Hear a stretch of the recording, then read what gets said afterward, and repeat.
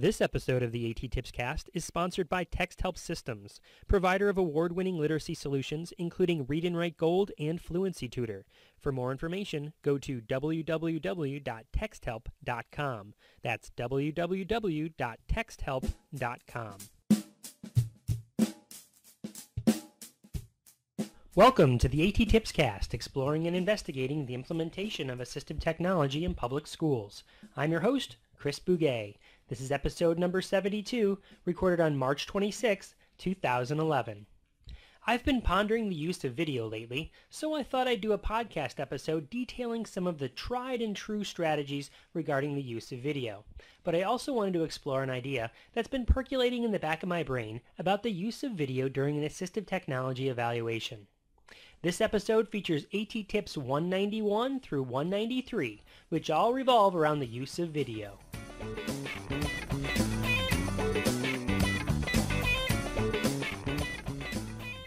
It's no secret that I love video. I've said it before in previous episodes, and I'm sure to mention it again in future episodes.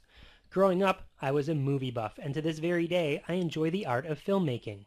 When I watch a movie, I enjoy it on many different levels, attempting to enjoy the story while also deconstructing and appreciating the process of how it was made. You know how you watch a DVD and there are all those special features about how the movie was created? Yeah, I'm the guy they make those for. I love that stuff. Because of my love for movies, I've gravitated toward using this strategy in my professional work. In college, despite working in a movie theater, my movie production time was limited.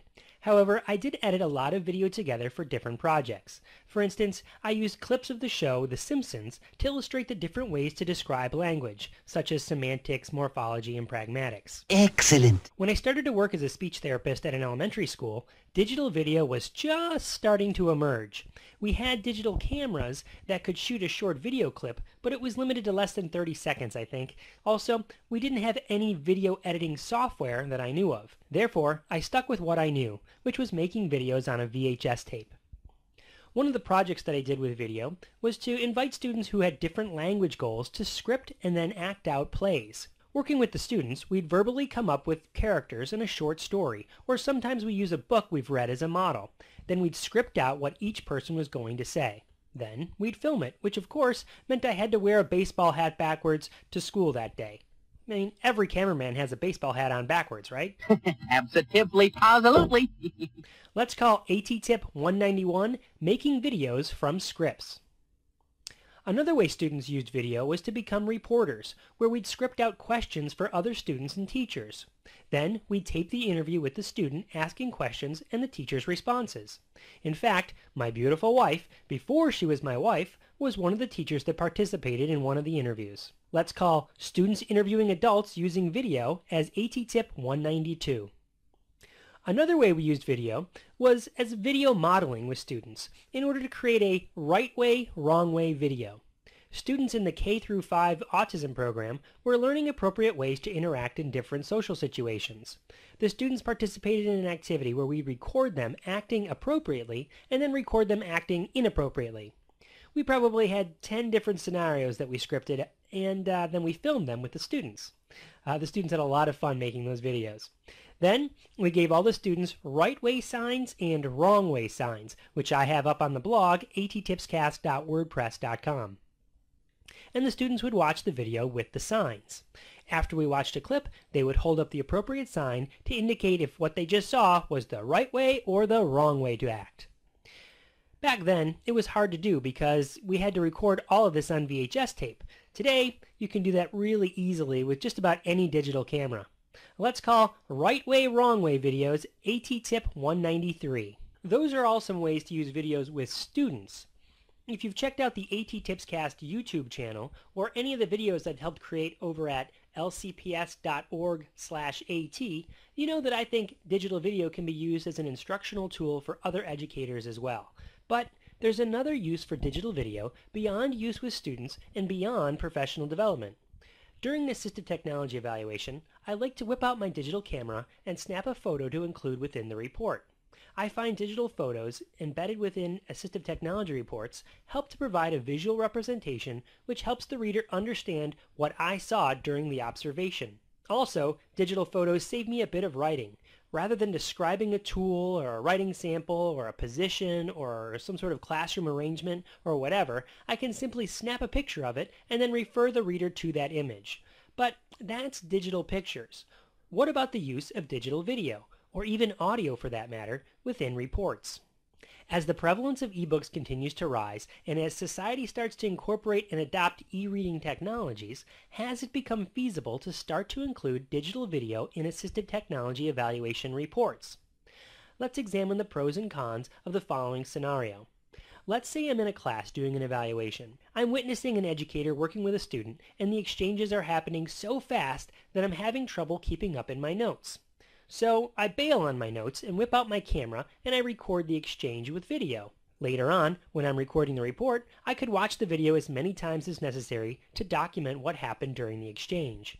But that takes time, precious time, that I don't have. Plus, the reader would only be provided with my interpretation of the exchange.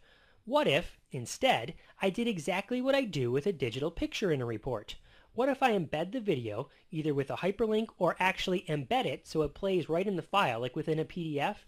Then I could simply refer to the video in the body of my text. Likewise, audio recordings could be used in much the same way.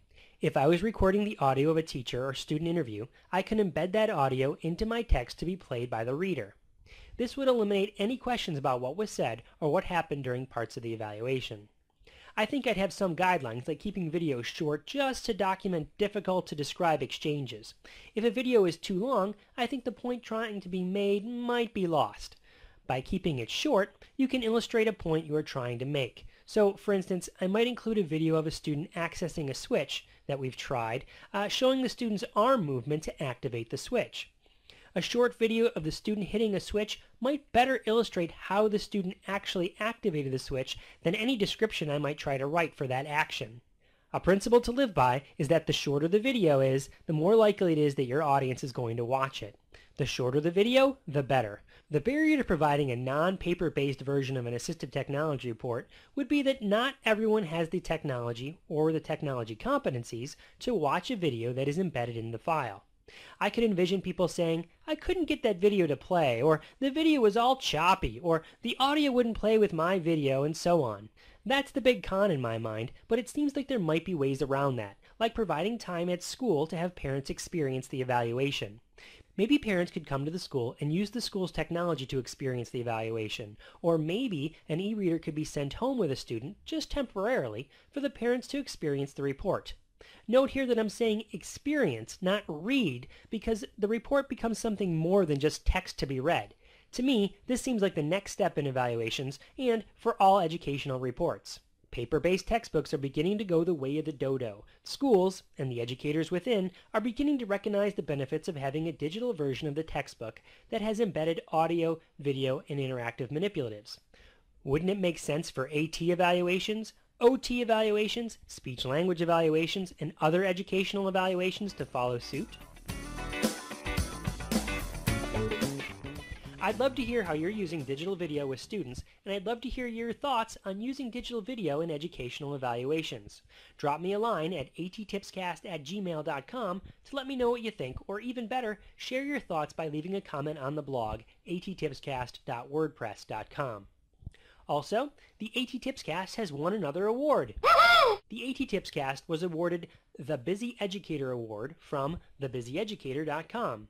I was completely honored when I received the email informing me that the A.T.TIPSCAST had received the award and that it would be grouped together with all the other great winning sites. I have a link to the Busy Educator website on the blog so you can check it out, and you can check out all the other websites that won the award as well. Until next time, may all your interventions be inclusive, may all your strategies be supportive, and may all your digital videos be short. Keep the videos short, people!